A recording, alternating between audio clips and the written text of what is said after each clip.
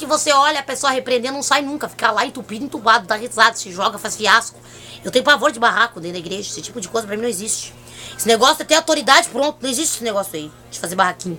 Pode ver que um inimigo gosta de fazer barraquinho. E range dente, se joga e gospe. E sai catarro, e sai de tudo. Tem gente até que já sabe, não tá nem endemoniado. O capeta não tá nem no couro. Tá passando lá na esquina e a pessoa já tá se endemoniando aqui. Porque é a mais pura verdade. O inimigo nem quer entrar naquilo, entendeu? E outra coisa, o diabo não entra na criatura. Porque se entrasse, a criatura não tava nem viva. Aí tem gente que diz que tá incorporado. Incorporado porcaria nenhuma, não existe ninguém incorporado, gente. Isso é coisa do diabo, mentira. O inimigo sopra. A criatura já tá ali, com os braços abertos e recebe. Não existe esse negócio de diabo entrar em corpo de ninguém. Assim há muitas pessoas que dizem, o Espírito Santo tá dentro de mim. O Espírito Santo tá dentro de você. Se estivesse dentro de você, você já tinha morrido, criatura.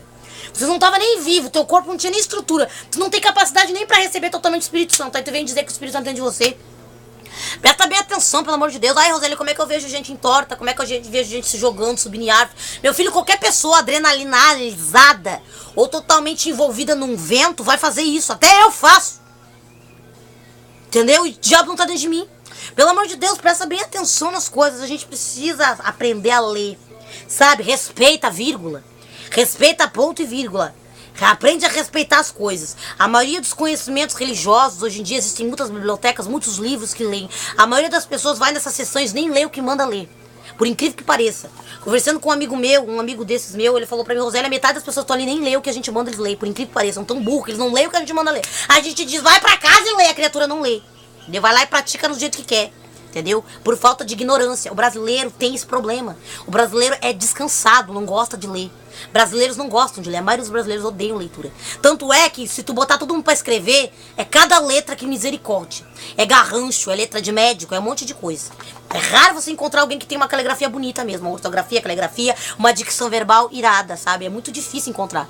Pode ver, a pessoa começa a ler, a pessoa já tem que... eu não quero mais ler. Pode ver, a pessoa já faz assim, eu não gosto disso.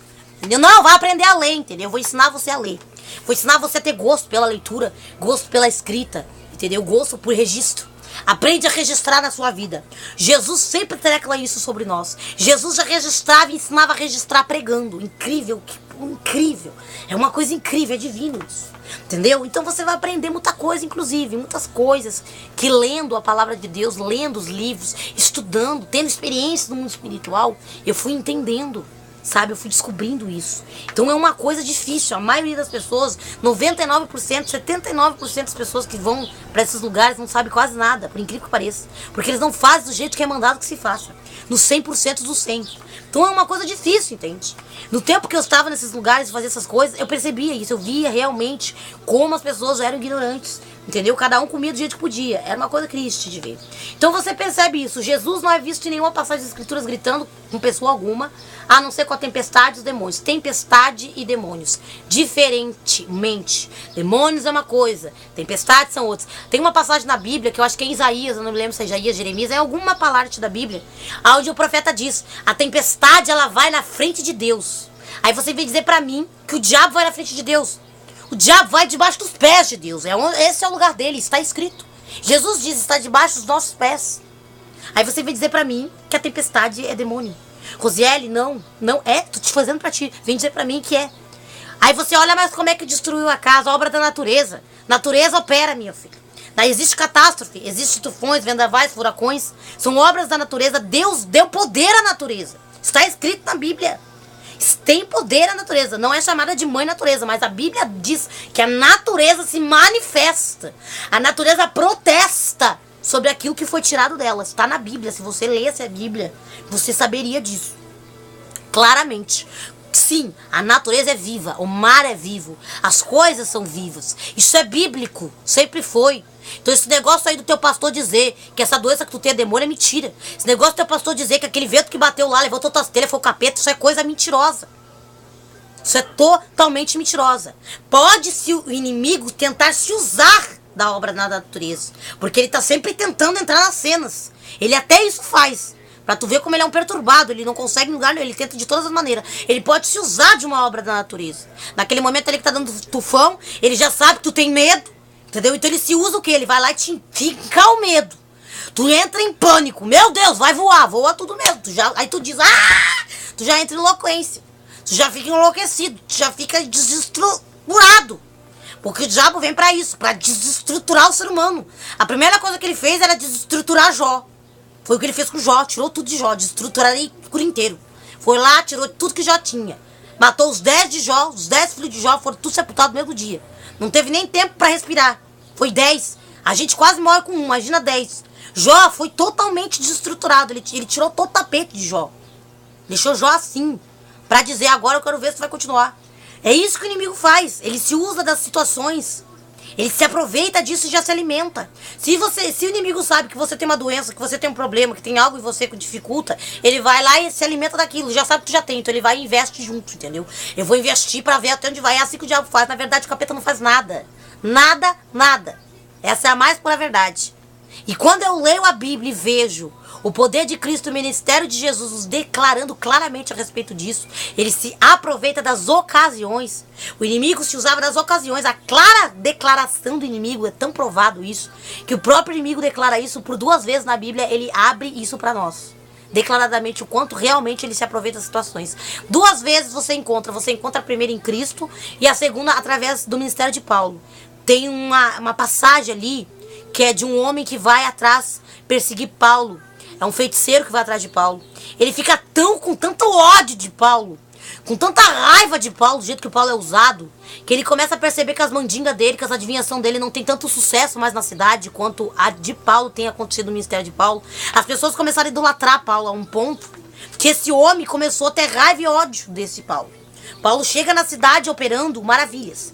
Começa a ser usado poderosamente ali, naquele local, no mesmo local onde tinha aquele homem que já era famoso por sua fama. E ele submetia as pessoas ao medo. Paulo não submetia ninguém ao medo. Paulo chegava e fazia acontecer cura, milagre, trazia para as pessoas esperança e fé. Esse homem não, ele começa a ter ciúme de Paulo. Ele tem tanta inveja que ele arma uma cilada para ver se Paulo cai. Ele vai lá e mente que perdeu as forças, que perdeu o poder, que perdeu tudo que tinha sobre ele, para que Paulo botasse a mão nele, para que ele pudesse sugar Paulo. Olha o estado que a criatura chegou.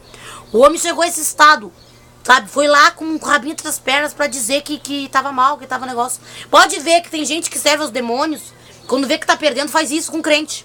Chega lá, batuqueira na casa da irmã. Ah, irmã, ora por mim. O que foi? Não, eu tô com uns problemas lá na terreira. Eu não consigo, sabe, mais. Não sei o que anda acontecendo. Tô com uma dificuldade na vida. Irmã, se converte. Volta pra Jesus. Não, eu vou voltar sim. Qual é a campanha que eu tenho que ir? Tá bom, eu vou fazer a de 7.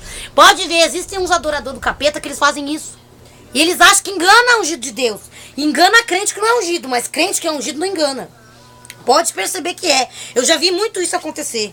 Várias vezes, no meio da minha família, dos meus familiares, irmãos na igreja, já vi cenas desse tipo. E eu comecei para a Bíblia perguntar para Deus o que era isso. Quando eu abri a Bíblia para ler, eu vi exatamente essa passagem de Paulo. Lê lá para tu ver, tá em alguma carta, se vira. Resumindo, esse homem fez isso. Só que ele achou que o espírito que havia em Paulo não revelaria para Paulo aquilo. Paulo já estava percebendo e vendo, mas Paulo queria ver até onde ia. Está relatado, está registrado lá. E aí quando ele acha que vai dar conta, que finalmente ele conseguiu engambelar, e aí Deus desperta Paulo, um despertamento, porque ele se aproveitou que Paulo estava ali sobrecarregado no trabalho do ministério, muita gente para orar, muitos lugares para ir. Paulo estava sobrecarregado, que Paulo não estava se atentando sozinho àquela investida do inimigo, aquela cobra investida de gente vindo se encostando pelas beiradas. Porque é isso que o diabo faz. Quando ele sabe que está perdendo, ele submete, sabe, o cão vem desvirtuando, vem se persuadindo, vem se arrastando, pengando, se fazendo tá doente. Pode ver que tem gente que se faz tá doente só pro pastor orar. Isso é coisas. Então pode ver que é declarado isso. E aí a Bíblia fala que Deus desperta Paulo, faz Paulo acordar. Faz Paulo acordar, sacode Paulo. E quando Paulo vê de novo aquele homem vindo de novo, Paulo toma autoridade, repreende o que tá no coro do homem. Aí Paulo se ergue e repreende. Repreende aquilo que tá lá. Tanto é que a Bíblia fala o que acontece com o homem. Então é uma das coisas lindas que eu acho muito bonita. Então tempestade não tem nada a ver com demônio, demônio não tem nada a ver com tempestade. Porque a Bíblia fala claramente disso. Ele se aproveita das situações. E a tempestade, ela caminha na frente de Deus, sim. A palavra de Deus que diz que as pestes, as doenças, as tempestades, elas caminham na frente de Deus. Elas fazem a varredura sobre a terra, a limpeza sobre a terra. No meio de um mar de pecados. Porque nós estamos hoje numa estrutura no mundo entre físico e espiritual, onde tudo que é gerado em efeito no espiritual, tudo que é gerado no físico explode no espiritual, e do espiritual é gerado e explode no físico. São efeitos, resultados, doenças genéticas, heranças hereditárias, maldições de herança. São muitas áreas para ser falado a respeito disso. Entende? Cada um de nós tem uma herança hereditária de alguma coisa. Cada um de nós tem algo no nosso sangue, algo na nossa genética que nos submete devido ao pecado que há na nossa vida. Então, se você tem uma doença, se você está sobre uma situação, não entenda isso como demônio e nem como um castigo de alguma coisa, entende? É isso que eu quero que você entenda. Rosiele, mas a Bíblia fala que Deus nos castiga, sim. A espada do Senhor passa por nós. Mas ainda nós vamos falar a respeito da espada de Deus, sobre o espinho na carne e sobre essas doenças e heranças que são 3 bem separados, que Deus me deu. Nós vamos ficar para uma próxima, que tem muita coisa ainda para falar. E nós vamos falar a respeito disso. Eu quero tirar uma tarde, como eu tirei hoje, para falar a respeito disso para você parar de ter medo. Porque eu tenho pavor desses pastores que ficam botando medo nas pessoas. E bota aquela musiquinha naquele clima meio mórbido, sabe? Aqueles pianinhos meio... Pra que isso? Não precisa disso. Isso é pra envolver as pessoas no psicológico, no emocional, pra fazer as pessoas chorar mais rápido, pra fazer as pessoas abrir o bolso mais rápido, ter todo aquele desespero, entendeu? Aí a pessoa fica com aquele jeitinho. Eu tenho pavor, eu não gosto. Tem uma coisa que me irrita, é olhar esses videozinhos no YouTube, que mostra coisa macabra e tem aqueles pianinhos no fundo. Aquilo ali é uma palhaçada, sinceramente, entendeu? Eu não sei como é que tem gente que se presta pra editar um vídeo desse e mandar pra alguém olhar. Isso é ridículo. De verdade, pra mim é uma palhaçada. E aí aqui diz, nessa parte aqui, a verdadeira autoridade não é exercida no berro. Siga o modelo de Cristo e sua forma de viver será sempre mais eficaz. Recapitulando novamente, pra encerrar essa parte do estudo. O que eu quero dizer pra você? Repreender os demônios é uma coisa, orar por uma pessoa é outra, dar um conselho, pregar a palavra de Deus, são coisas que precisam ser separadas. Se no momento que você estiver pregando, Deus tomar autoridade, você começar a berrar e gritar, veja bem por que você está berrando e gritando. Eu já preguei várias vezes berrando e gritando, porque eu estava enxergando os demônios naquele momento ali enquanto eu pregava. E eles tentavam achar que podiam atrapalhar as pessoas que estavam me ouvindo. Então eu tinha que berrar com a autoridade e repreender, para que as pessoas pudessem ficar ali centralizadas no estudo e naquele material ali que estava sendo fornecido. Então a gente tem que entender quando uma pessoa está ali com a autoridade pregando e começa a berrar e gritar e começa a falar em línguas. Existem 2 tipos de línguas. Existe a edificação da alma, do corpo e do espírito, e existe aquela língua que você fala direto com o demônio, na linguagem do demônio, repreendendo os demônios. E existe a língua dos anjos. São 3 tipos de língua. Existe a língua dos demônios, a língua da edificação, que edifica a sua alma, que é projeto de Deus para sua vida. Existe a língua dos anjos, que aí você tem conexão direto com os anjos. Eles passam o recado para Deus e vem de volta o recado. E existe a 4ª língua, que é a língua da revelação, que é quando a pessoa está falando em língua da congregação.